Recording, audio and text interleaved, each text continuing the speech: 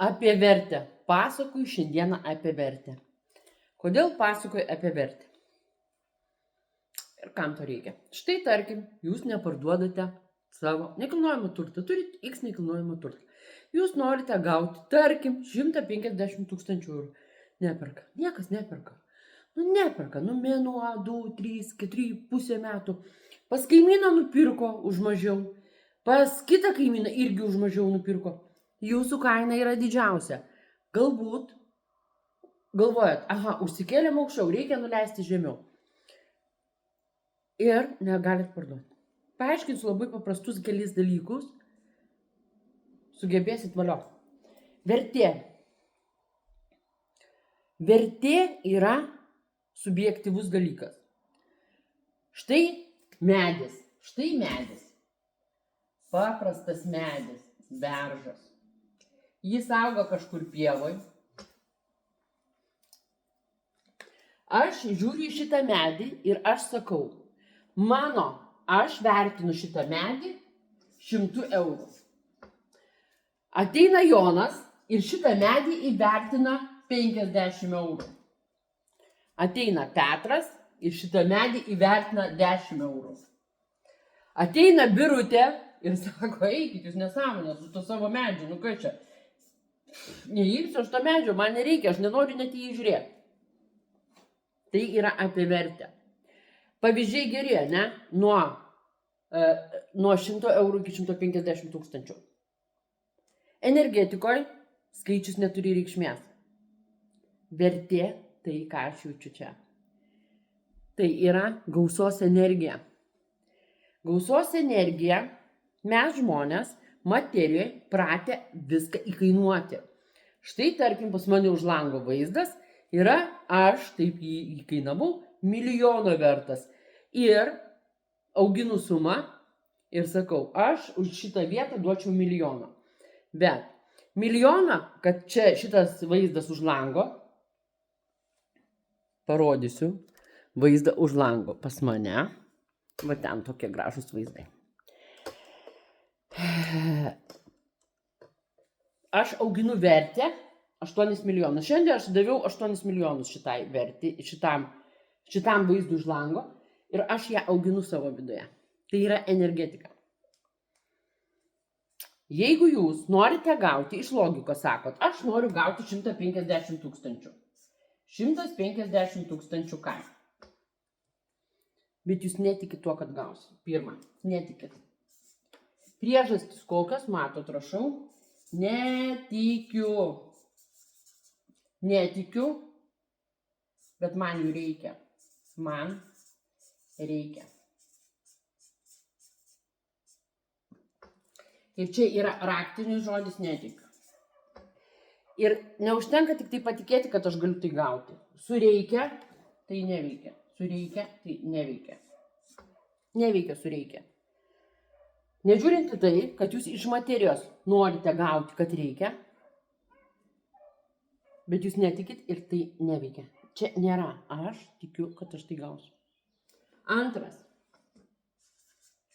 Vertė. Mes čia analizuojame vertę. Vertė.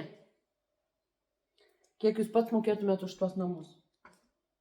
Kiek jūs pats mokėtumėt? Ar jūs pati? Nežinau, kas žiūri mane. Kiek mokėtumėt už tos namus? Kiek mokėtumėt už tos namus? Plius, dar yra, dar yra kabliukai. Ir jų gali būti daugiau, aš surašysiu plius minus. Vertė. Iš ko susideda jūsų vertė? Tai štai tarkim. Ne, aš nepirkčiau, čia jau tokie prasti kaimynai, ane? Prasti kaimynai. Toliau. Ne, aš nepirkčiau. Čia nėra šalia vaikų darželio. Ane? Nėra vaikų darželio.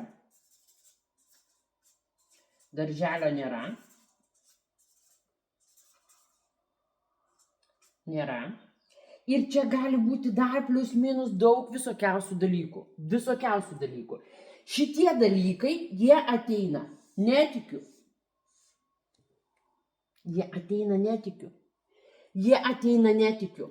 Ir tada, kai ateina klientas ir sako, štai jūs davėte 150, norite gauti 150 tūkstančių savo nekilnojamą turtą, viduje jūsų aš netikiu, jo vertė yra 130, kaimynai pardaviau 138, mano viduje baimė, kad aš negausiu ir tiek, arba to, ką aš noriu.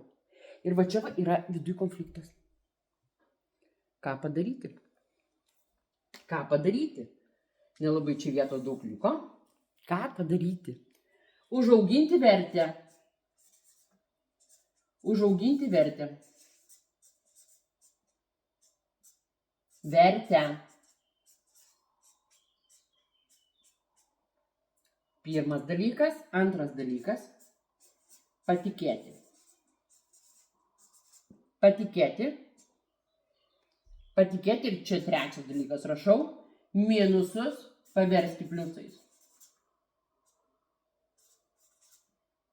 Pliusais. Aišku, čia galėtų būti pirmas. Kaip minusus paverti pliusais. Tu pradedi auginti vertę, nes tu pradedi tikėti. O tada tu patiki, kad 150 tūkstančių yra realu. Teisingai? Gerai. Yra realu. Kodėl? Kodėl tai vyksta?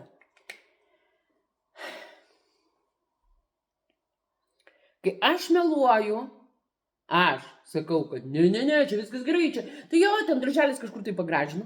Viskas yra nesąžiningumas. Nesąžiningumo vibracija yra melas. Klientų, kurie yra jūsų vibracijos su melu, yra mažiau. Mažiau. Kurie tokie va, kaip kad jūsų vibracija, jų yra daug mažiau. Tai reiškia, kad žmonių, kurie yra patikimesni, kurie ieško vertės, jie ieško šitos vibracijos.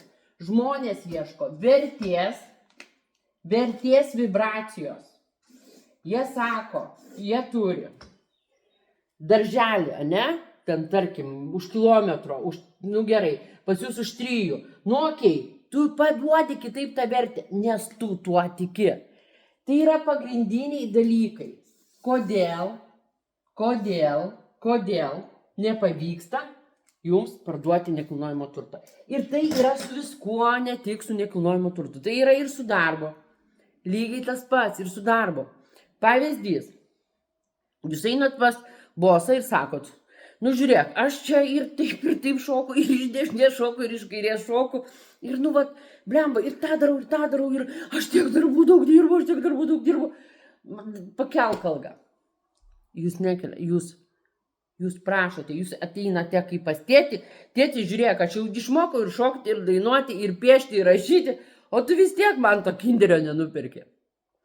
Vaikai negauna didelių atlyginimų. Atlyginimus kelia suaugusiems, kurie žino savo vertę. Ir kada tu ateini pas bosą ir pasakai savo vertę, jis tau pakels atlyginimą. Reikia įrodyti savo vertę. Ir netgi galiu pasakyti taip, kad jeigu tu, net nereikia vertės įrodinėti, jeigu tu pakelsi viduje savo vertę,